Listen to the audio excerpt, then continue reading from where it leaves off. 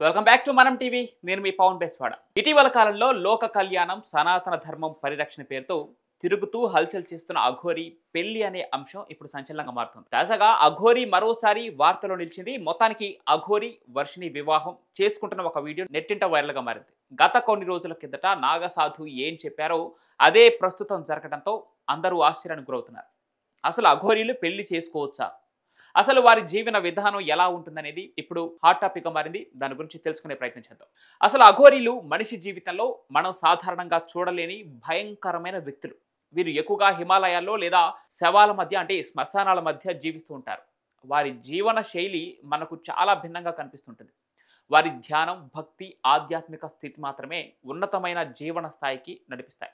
సాధారణంగా అఘోరీల ప్రేమకు సంబంధించిన ఎలాంటి భావనలు లేదంటే ఎలాంటి వ్యక్తిగత సంబంధాలు ఉండవు. పెళ్లి ఒక నియమం, సమాజంలో చోటు చేసుకున్న బంధాలు.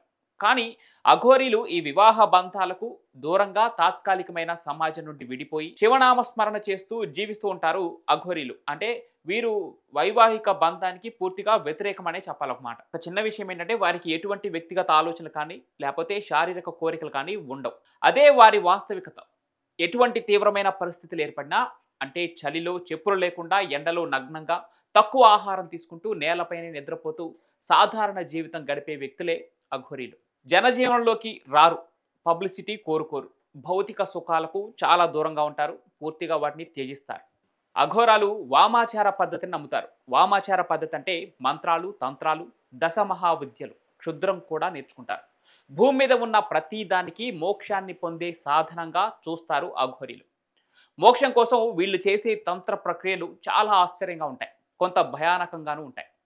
అఘోరాలు దత్తాత్రేయుడిని, శివుడిని, అగ్నిని, కాలభైరవుడిని పూజిస్తారు. అయితే ఈ మధ్యకాలంలో కొందరు అఘోరాలు తమ జీవితాల్లో ప్రేమను అంగీకరించినట్లు చెప్తున్నారు. అలాంటి వారు అసలు అఘోరీలే కాదని ఆధ్యాత్మిక వ్యక్తులు చెప్తున్నారు. ఆధ్యాత్మిక గమ్యాన్ని సాధించాలి అనుకుంటే ప్రేమ అనే భావన కూడా ఒక ఆధ్యాత్మిక భాగమే కావచ్చు.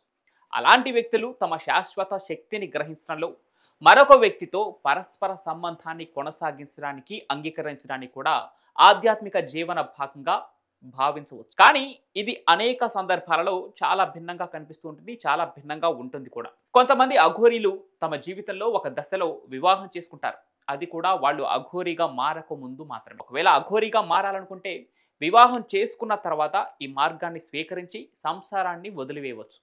అఘోరీలు జీవితాన్ని ఒక ప్రయోగంగా చూస్తారు.